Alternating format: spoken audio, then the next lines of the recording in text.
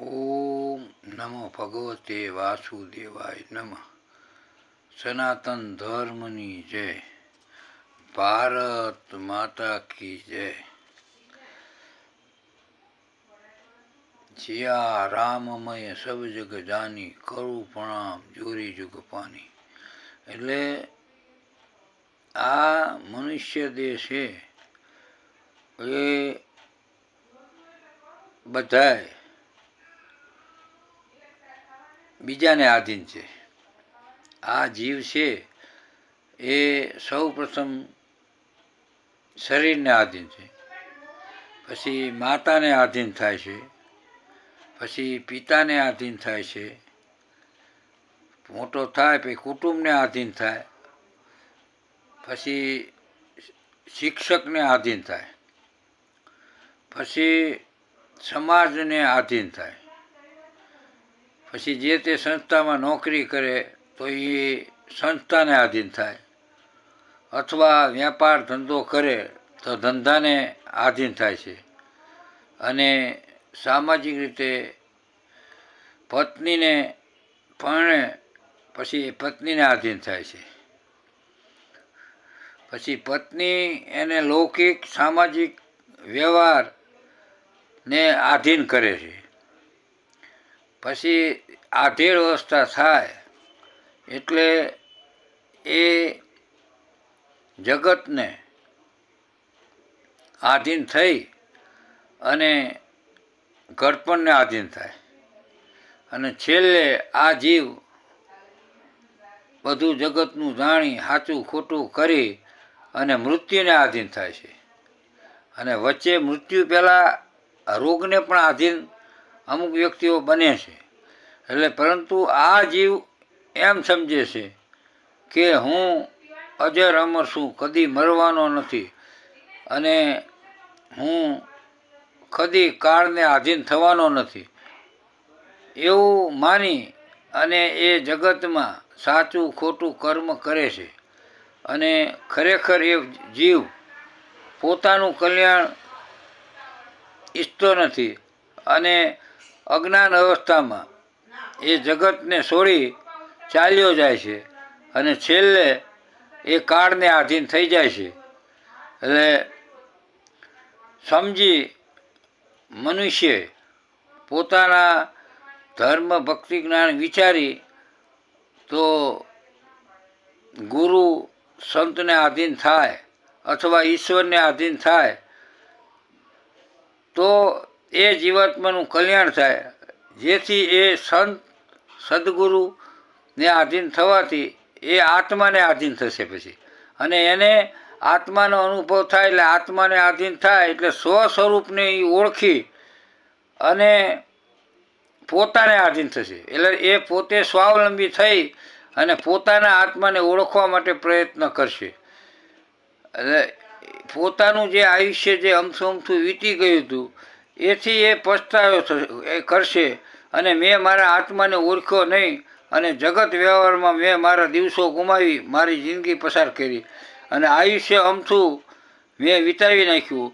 એટલે તેની ચિંતા તું હવે કરીશ નહીં. હવે એ જે જાગૃત થઈ જાય એ સંપત્તિ સત્તા પુત્ર પરિવાર રૂપિયાની ચિંતા છોડી દેશે, અને પોતે જપ તપ સેવા સત્સંગ કરી પોતાના આત્માનું કલ્યાણ કરવા માટે આ શરીર મન બુદ્ધિ ચિત્ત પરમાત્માને આધીન કરી દેશે.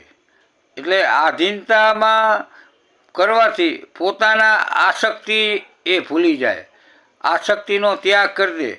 એટલે આસક્તિ છે જ એ જ આ મનુષ્ય જન્મમાં વિપત્તિનું કારણ બને છે. એટલે સાચી સમજણની ખોટ એ જ છે કે પોતાને જીવ માની અને દુનિયામાં એ બંધન કરી અને બધું કર્મ કરે છે. પણ જો એ ખરેખર આત્મા વિમુખ થઈ જાય અને આત્માને આધીન થઈ જાય તો એ જીવનું કલ્યાણ ઝડપી થાય છે. એટલે પોતાને જો સાચી સત્ય સમજણ પડે કે હું કોણ છું, હું ક્યાંથી આવ્યો છું, અને આ સંસારમાં આ જગતમાં હું ક્યાં સુધી રહેવાનો છું, અને આ ધન સંપત્તિ મારે ક્યાં સુધી કામ આવશે? બરાબર. તો આ ભાવ અને પરભાવમાં કલ્યાણ કરવા માટે આ ભાવ અને પરભાવ કલ્યાણ કરવા મારે શું કરવું જોઈએ એ જ્ઞાન એને થઈ જાય તો એ ઈશ્વરને આધીન થઈ જાય. અને ઈશ્વરને આધીન થાય એટલે પરમાત્મા જે કરે એમાં પોતે શરણાગતિ સ્વીકારી હું પરમાત્માનો, પરમાત્મા મારા, પરમાત્મા જે કરે મમ હિત છે અને પરમાત્માને આધીન થઈ હરિ સ્મરણ કરવા લાગે તો એ જીવનું કલ્યાણ થાય છે. એટલે આધીનતા સ્વીકારવી એ શાસ્ત્રોનું સૂત્ર છે કે સમર્પણ ભક્તિ, શરણાગત ભક્તિ અને સ્મરણ ભક્તિ દ્વારા પરમાત્માની આધીનતા સ્વીકારી એ જીવનું કલ્યાણ થાય છે. એટલે બધા શાસ્ત્રો વેદ, ઉપનિષદ, ભાગવત, મહારામાયણ, રામાયણ ગમે તેમાં તમે જુઓ તો સંપૂર્ણ આધીનતા ઈશ્વરની સ્વીકારવાથી જીવનું કલ્યાણ થાય છે. એટલે આધીનતામાં જગતની આધીનતા ક્યાં સુધી? જગત તમે બધાને માતા, પિતા, પત્ની, પરિવાર, કુટુંબ, સંસ્થા, પણ એ ક્યાં સુધી તમે એને આધીન જીવશો? માટે સમજી વિચારી હવે પરમાત્માને આધીન થઈ અને નવું જીવન શરૂઆત કર્યો તો તમને તમારામાં ઈશ્વર પ્રત્યે પ્રેમ, ભાવના, લાગણી થાય અને ઈશ્વર જ મારા કલ્યાણ કરતા છે અને હું ઈશ્વર જે કરે એ મારા કલ્યાણ માટે જ કરે એવો ભાવ રાખશો તો તમને જ્ઞાન થશે. જ્ઞાન થશે એટલે ભાવ થશે, ભાવ થશે એટલે ભક્તિ થશે, ભક્તિ થશે એટલે તમને તમારામાં જાગૃતિ આવે અને હું કોણ છું આત્માને જાણવાની ઈચ્છા. એટલે જીવ જન્મ અને મૃત્યુ પહેલાં ગર્ભાવસ્થામાં રહે છે, જન્મ પછી માતા પિતાનું પાલન પોષણ કરે છે, બાલ્ય અવસ્થામાં કુટુંબ ઘડપણ કરીને બોલતા શીખવે છે, શૈશવ અવસ્થામાં સમાજ એને શબ્દો શીખવે છે, તરુણ અવસ્થામાં શિક્ષક તેને અક્ષર જ્ઞાન, કથન, વાંચન, લેખન, ગણનની સમજ આપે છે અને મોટો થાય એટલે બીજી ભાષાનું જ્ઞાન કરે, ઇતિહાસ, ભૂગોળ, વિજ્ઞાન, સમાજશાસ્ત્ર, ગણિતનું જ્ઞાન એ પોતે જાતે મેળવે છે. એટલે યુવાન અવસ્થામાં પત્ની એને સામાજિક, લૌકિક વ્યવહાર, અર્થ ઉપાર્જનનું જ્ઞાન આપે છે. મુખ્ય લક્ષ્ય ભૂલાવી અને ભૌતિક જગતનું આ બધા તમને જ્ઞાન આપશે. પણ જો તમે ઘડપણ પહેલાં તમારા માં રહેલા આત્માને ઓળખી અને તમારું કલ્યાણ કરવું હોય તો પરમાત્માનું ભજન કરવાનું જ્ઞાન તમે લઈ લેજો. ભૌતિક જ્ઞાન, નાણાં એ તમને ક્યાં સુધી કામ આવશે? માટે આ બધું છે ને તમે ભૌતિક સુખ મેળવવામાં, પ્રાપ્ત કરવામાં, ભેગા કરવામાં, વૃદ્ધિ કરવામાં શારીરિક માનસિક ઉદ્યમ કરી અને ઘટપણ આવી જાય છે. અને ઘટપણ આવે એટલે તમારો જે પુત્ર પરિવાર હોય એ તમારી ધન સંપત્તિ તમે ના આપો તો લઈ લેશે. એટલે એ તમને પછી બહુ જ પછતાવો થશે. એટલે પછતાવામાં તમે રોગના શિકાર થશો અને બહુ દુઃખી થશો. માટે પથારી વશ થયા પહેલાં ઈશ્વરનું ભજન કરી લો અને ઈશ્વરને જાણી લો. હું કોણ છું, હું ક્યાંથી આવ્યો છું ને ક્યાં જવાનો છું.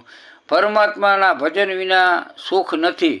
બધાએ જીવનમાં સુખી થવા પ્રયત્નો કરે છે, અંતે દુઃખી થઈ અને પછતાવો કરી અને મૃત્યુ પામે છે. જન્મ છે એનું મૃત્યુ છે જ, પણ જન્મ અને મૃત્યુ વચ્ચે જીવન છે. એ જીવન આપણા હાથમાં છે. એ જીવન આપણે કેવી રીતે જીવવું એ પરમાત્માએ એટલી આપણને સત્તા આપી છે કે મનુષ્યએ પોતાનું જીવન કેવી રીતે જીવવું એટલી આપણને મુક્તિ વચ્ચે આપી છે. જન્મ, જીવન અને મૃત્યુ એટલે બેની વચ્ચે જીવન છે, મૃત્યુ અને જન્મની વચ્ચે. એટલે જીવન આપણે કેવું જીવવું એ આપણે નક્કી કરવાનું છે.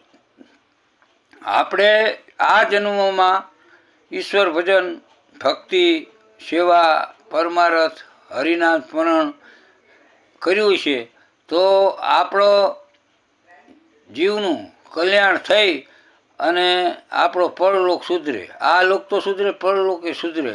એટલે હરિભજન વિના બીજું કાંઈ કામ આવશે નહીં.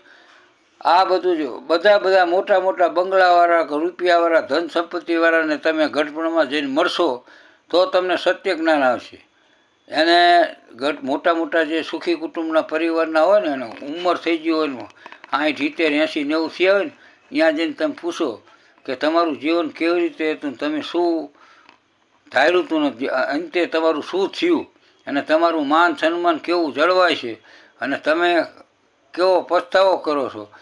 જો આવું પૂછશો તો તમને જ્ઞાન થશે કે મનુષ્ય જન્મ એક હરિભજન કરવા માટે જ મળ્યું છે. પણ આ સત્ય સમજણ અને સત્ય જ્ઞાન જો પોતાને થાય તો પોતાની જાગૃતિ લાવી અને પોતાનું કલ્યાણ જીવ પોતે કરી શકે છે. એટલે જગતમાં આવ્યા છો તો જગદીશને જાણી જીવનું કલ્યાણ કરો. એ જ અભિપ્રાય સાથે હરિઓમ હરિઓમ, હરિ હરિ હરિ હરિ. આજનો સત્સંગ શ્રી સદગુરુદેવને અર્પણ. જય સિયારામ.